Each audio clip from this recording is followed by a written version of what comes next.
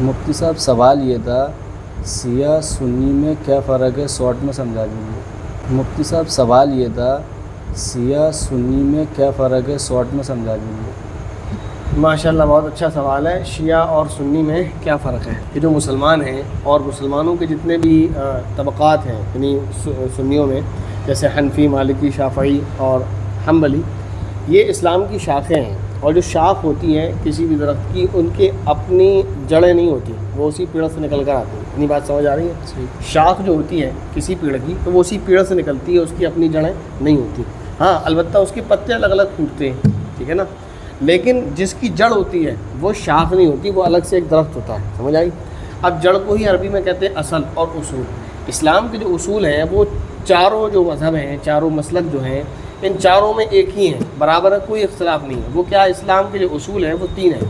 ایک توحید یعنی اللہ تعالیٰ کا ایک ہونا، دوسرا رسالت یعنی نبی پاک صلی اللہ علیہ وسلم کا نبی ہونا اور دوسرے پیغمبر بھی ہیں، اور آخرت یعنی موت کے بعد دوبارہ زندہ ہونا اور حساب و کتاب ہونا اور تفصیل الگ، یعنی خلاصہ تین اصول ہیں۔ ایک کیا ہے؟ توحید، دوسرا رسالت، تیسرا آخرت۔ اس کا ذکر قرآن پاک میں جگہ جگہ ہے۔ سورہ فاتحہ سے بھی آپ لے لیں، الحمدللہ رب العالمین، یہاں توحید کا بھی ذکر ہے اگرچہ اللہ تعالیٰ کی صفات ہیں، اور اس کے بعد مالک یوم الدین میں آخرت کا ذکر ہے۔ اس کے بعد صراط الذین انعمت علیہم میں رسالت کا ذکر ہے، جو اس کی تفسیر آگے اولئک الذین انعم اللہ میں آتی ہے، شارٹ میں آپ کو بتا دیا۔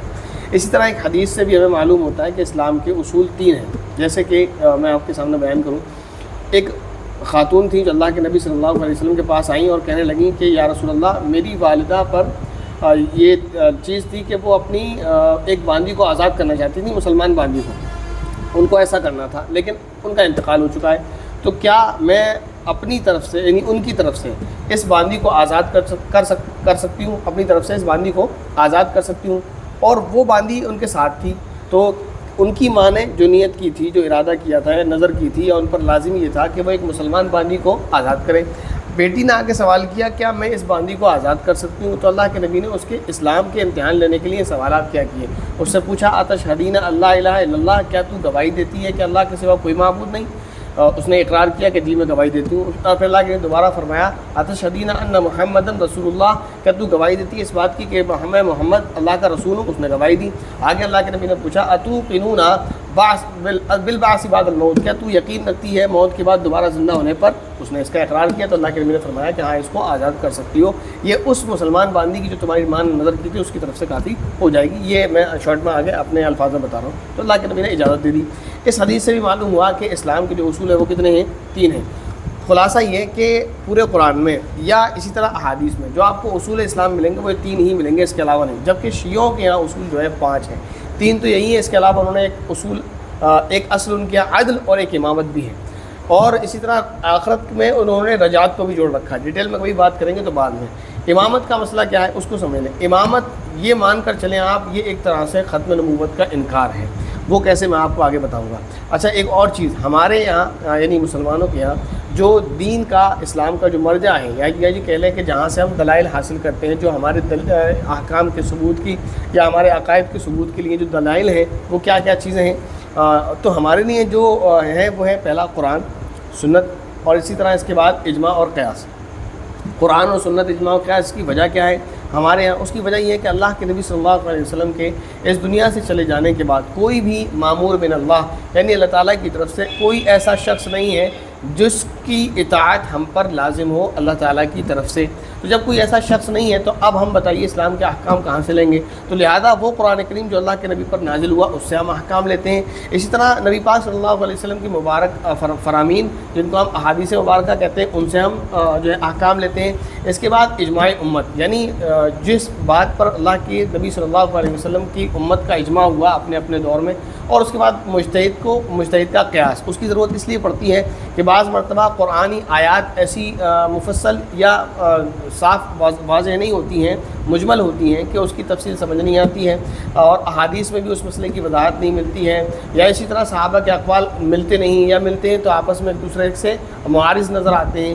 تو ایسی صورتوں میں مجتہد کی قیاس کی ضرورت پڑتی ہے مجتہد کو، کہ وہ قیاس کرتا ہے اور اس پر ہمیں عمل کرنا ہوتا ہے۔ جبکہ شیعہ کے یہاں مسئلہ کیا ہے، ان کے یہاں یہ ساری چیزیں ہی نہیں ہیں، ان کے یہاں تو قرآن ایک خاموش کتاب ہے، ایسے سمجھیں کہ اس کی کوئی ویلیو نہیں، بس وہ ایک کتاب ہے اور وہ سائڈ میں رکھا ہوا ہے۔ وہ ایک بات الگ ہے، میں آپ کو بتاؤں گا کبھی کہ قرآن کریم پر ان کا ایمان نہیں، وہ اس کو نہیں مانتے جو موجودہ قرآن ہے، لیکن یہاں بھی یہ بات سمجھنے کی کہ ان کے یہاں عقیدہ امامت ہے، جس کے بارے میں نے آپ کو بتایا ان کے اصول میں سے عقیدہ امامت کیا ہے کہ امام جو ہے وہ اللہ کے نبی کے بعد بھی اللہ تعالیٰ کی طرف سے مامور من اللہ ہے، یعنی وہ ایک ایسا شخص ہے جو اللہ تعالیٰ کی طرف سے مقرر کیا گیا ہے کہ ہم اس کی اطاعت کریں، اور اس کی ہر بات ایسے ہی حرف آخر ہوتی ہے جیسے نبی کی بات ہوتی ہے، اس کی اطاعت ایسے ہی لازم ہے جیسے نبی کی بات کو ماننا لازم ہے۔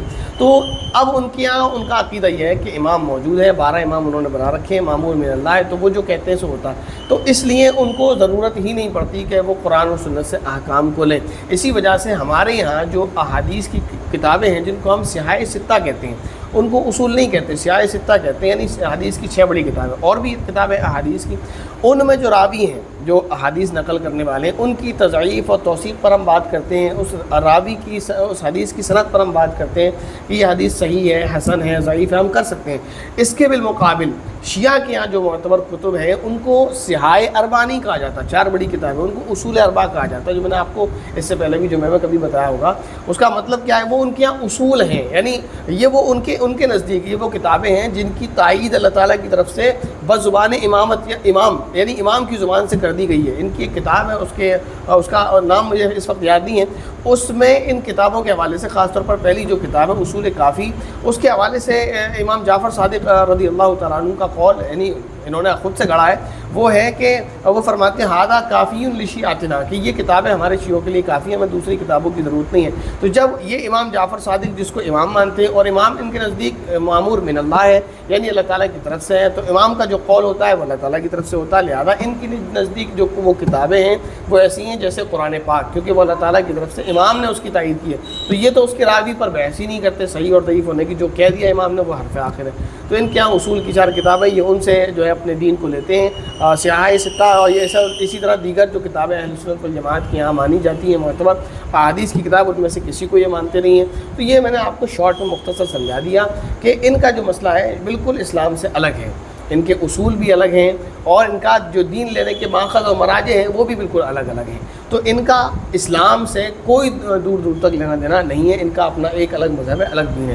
ہاں البتہ ہم ان کو برا نہیں کہتے، جس سے دیگر مذاہب والوں کو ہم برا نہیں کہتے ہیں، ان کے اپنے عقیدے ہیں، ٹھیک ہے، بس ہمیں اختلاف اس بات سے ہے، وہ ہر انسان کو ہوگا کہ آپ کا جو بھی عقیدہ ہے آپ اپنے پاس رکھیں، ہمیں کوئی اعتراض نہیں۔ البتہ آپ ہمارے عقیدے کو لے کر یا ہماری مقدس کتابوں کو لے کر یا ہماری مقدس شخصیات کو لے کر اگر آپ زبان خلاف چلائیں گے تو پھر آپ کے خلاف قانونی کارروائی کی جائے گی اور آپ کے خلاف ایکشن لیا جائے گا۔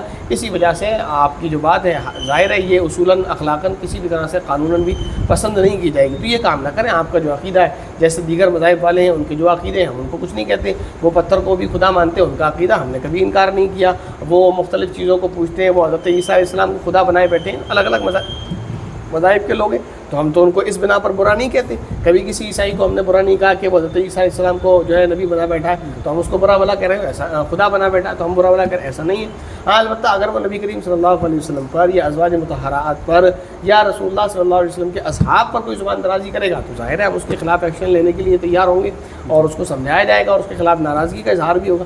ایسے ہی ہمارا شیعوں کے تعلق سے مسئلہ ہے کہ ان کا جو دین ہے، ان کا جو عقیدہ ہے، ان کا جو بلیف سسٹم ہے وہ اپنے پاس رکھیں، لیکن اگر وہ مقدسات اسلام کے تعلق سے کوئی بات کریں گے تو ظاہر ہے پھر وہ ناراضگی جو ہے ان کو دیکھنی پڑے گی۔